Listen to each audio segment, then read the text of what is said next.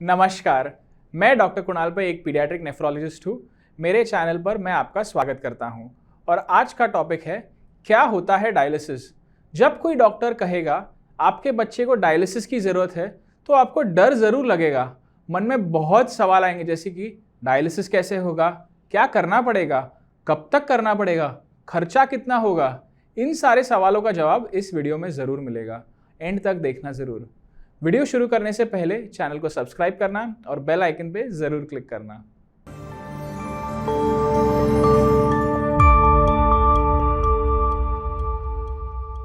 अब डायलिसिस को समझने के लिए सबसे पहले हमारी किडनीज कैसे काम करती है ये समझना पड़ेगा। हमारे बॉडी में किडनीज बहुत सारे काम करती है जैसे कि खून का प्रोडक्शन, विटामिन डी का प्रोडक्शन, ब्लड प्रेशर को कंट्रोल में रखना।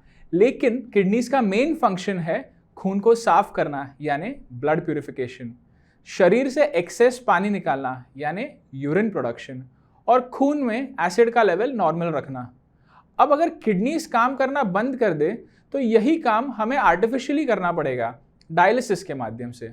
तो बेसिकली डायलिसिस हमारे किडनीज का काम को रिप्लेस कराती है, इसलिए हम डायलिसिस को रीनल रिप्लेसमेंट थेरेपी कहते हैं। तो हमने कब डायलिसिस करनी चाहिए? जब किडनीज का फंक्शन 10% से कम होने लगता है तब डायलिसिस की ज़रूरत पड़ सकती है। इस टाइम पे हमारा GFR 15 ml पर मिनट से कम होता है। जब खून में यूरिया की मात्रा बहुत ज़्यादा हो जाए या फिर यूरिया के सिम्टम्स चालू हो जाए या फिर जब यूरिन का प्रोडक्शन कम हो जाए और शरीर में पानी जमा होने लग जाए या फिर जब खून में एसिड्स या पोटेशियम का लेवल बहुत ज़्यादा हो जाए तब डायलिसिस करना पड़ सकता है। अब जानेंगे डायलिसिस कितने टाइप्स के होते हैं। 2 टाइप के होते हैं, एक खून की जिसे हम हीमोडायलिसिस कहते हैं और एक पेट की जिसे हम पेरिटोनियल डायलिसिस कहते हैं। तो पहले बात करते हैं हीमोडायलिसिस के बारे में। इसमें शरीर से खून को नसों से निकाला जाता है और यही खून डायलिसिस के मशीन में जाता है। यहाँ एक डायलाइजर होता है जो फिल्टर की तरह खून को साफ करता है और यही साफ खून को शरीर में लौटाया जाता है। अब यही खून कहाँ से निकाल सकते हैं? हमारे पास 4 ऑप्शंस हैं। पहला है टेम्परेरी हीमोडायलिसिस कैथेटर। इसे हम गले में, पैर में या सीने के ऊपरी हिस्से में डाल सकते हैं। इसकी लाइफ स्पैन ज़्यादा से ज़्यादा 3 हफ्ते होती है। आते हैं दूसरे ऑप्शन पे जिसका नाम है परमानेंट कैथेटर या परमाकैथ।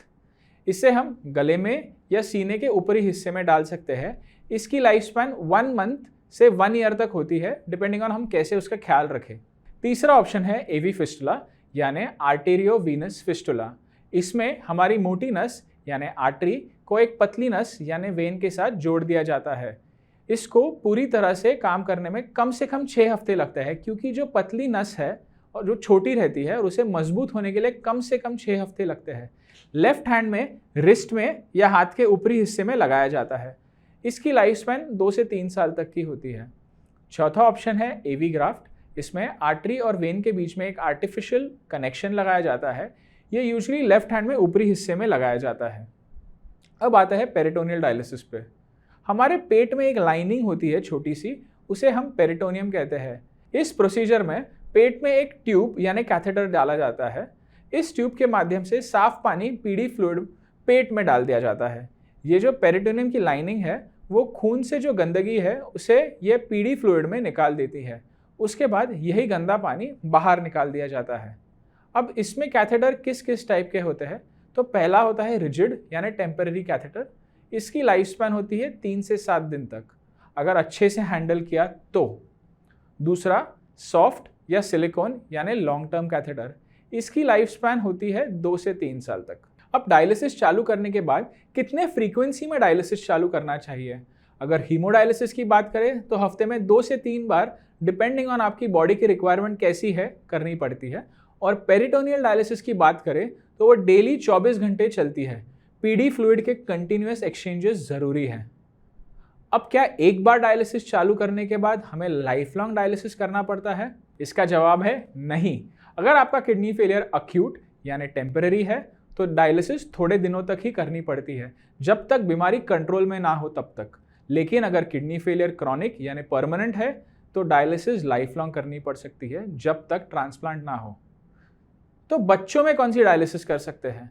दोनों हीमोडायलिसिस और पेरिटोनियल डायलिसिस दोनों ही कर सकते हैं बच्चों में, लेकिन छोटे बच्चों में पेरिटोनियल डायलिसिस प्रेफर किया जाता है क्योंकि उनकी नसें छोटी रहती है और नसें छोटी होने की वजह से खून का एक्सेस मिलना मुश्किल होता है। अब खर्चे की बात करते हैं। हीमोडायलिसिस की बात करें तो अगर हफ्ते में 3 साइकिल करें तो लगभग 25 से 30 हज़ार प्रति महीने खर्चा हो सकता है, और पेरिटोनियल डायलिसिस की बात करें तो महीने का खर्चा 20 से 25 हज़ार तक हो सकता है। ये खर्चे अप्रॉक्सीमेट है, कभी भी बदल सकते हैं। हीमोडायलिसिस से क्या क्या तकलीफ हो सकती है? पहले तो मसल क्रैम्प्स, फिर ब्लड प्रेशर गिरना या फिर ब्लड प्रेशर बढ़ भी सकता है, होश में बदलाव जिसे हम डायलिसिस डिसइक्विलिब्रियम सिंड्रोम कहते हैं, या फिर कैथेटर में ब्लॉक या फिर कैथेटर में इन्फेक्शन। पेरिटोनियल डायलिसिस के वक्त क्या क्या तकलीफ हो सकती है? पेट में दर्द, पेरिटोनाइटिस यानी पेरिटोनियम का इन्फेक्शन, कैथेटर का इन्फेक्शन या फिर कैथेटर के एग्जिट साइट में इन्फेक्शन, या फिर एक कैथेटर में ब्लॉक भी हो सकता है। अब डायलिसिस के वक्त क्या क्या खाना चाहिए? जब हम किडनी फेलियर के स्टेज में आते हैं तो हमें कहा जाता है कि नमक कम, पोटेशियम कम, फॉस्फोरस कम और प्रोटीन भी कम खाएं।